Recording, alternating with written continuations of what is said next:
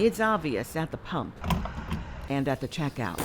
Inflation is claiming a large share of people's monthly budgets and their time. You spend more time in the grocery store trying to find cheaper brand name stuff, like cereal. Milk is off the chart. Eggs is out of sight. So to me, I think this inflation has really affected everyone. I'm spending like almost 2 hours in the stores to get the things that I need. Not things that I would like to have, but things that I need. Janice and William Shelton live in Mineral, Virginia. They are retired and live with both medical challenges and a fixed income.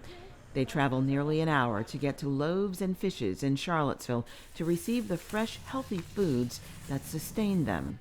The pantry, which Shelton calls the best around, has seen an increase in clients from all over Central Virginia over the past year, and inflation has made things more challenging for those who donate both food and money.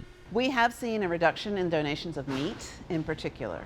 Produce keeps getting higher. About 34% of what we're getting in donations is now fresh produce, which is fantastic because that's what we want to be giving out. But meat has dropped way down. And I think that's because of the cost, the price point. Jane Colony Mills says Loaves and Fishes has had a hefty increase in fuel costs for the trucks that pick up their donations. And the cost of electricity for their refrigerators and freezers has also been significantly more. The higher cost to the relief providers is evident as you move up the supply chain. Loaves and Fishes is a partner agency of the Blue Ridge Area Food Bank. Last spring and summer, to bring a load of fresh produce from Florida to here would have run us about $3,500.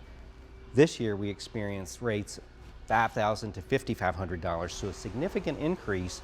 6 of the key items that we keep in our purchased inventory at all times, the cost on those in particular has risen anywhere from 29 to 45%. Canned peaches, for instance, very difficult to find right now. In the past, that was the main canned fruit item that we kept on hand. But now, the peaches are either you can't get them or the cost is so much higher. Greg Knight oversees procurement of nearly 30 million pounds of food each year for an entity that's currently serving more than 100,000 people each month. The dollars that help support the Blue Ridge don't go as far this year.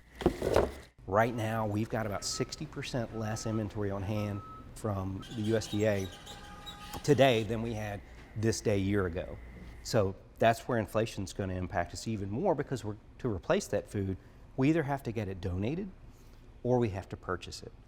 So the purchase will be a higher cost. Blue Ridge is one of 200 food banks affiliated with Blue Ridge CEO Michael McKee says the problems of food insecurity go beyond inflation, beyond COVID, and reveal a more serious problem that America needs to confront. The reality is people who are turning to food pantries for food assistance are doing so because they just don't have enough money to provide for themselves through conventional means. And so whether it's because the housing cost is so high or childcare is so high, the insurance on their home or car insurance is so high, the cost of food is so high, at the end of the month there isn't enough to go around. And so they're able to turn to a food pantry and get really wholesome, healthy food for themselves, their children, members of the household. McKee provides the numbers. Before the 2007 recession, about 70,000 people each month relied on support from Blue Ridge Area Food Bank and partner agencies. During the recession, that number reached 120,000. Right before the pandemic, it was back down to 103,000 per month. And then it peaked at 130,000 during the COVID crisis. Now, McKee says, it's right at 110,000, but with inflation, likely to climb higher. Thank you for watching. Continue to follow Virginia news and stories by subscribing to our VPM YouTube channel.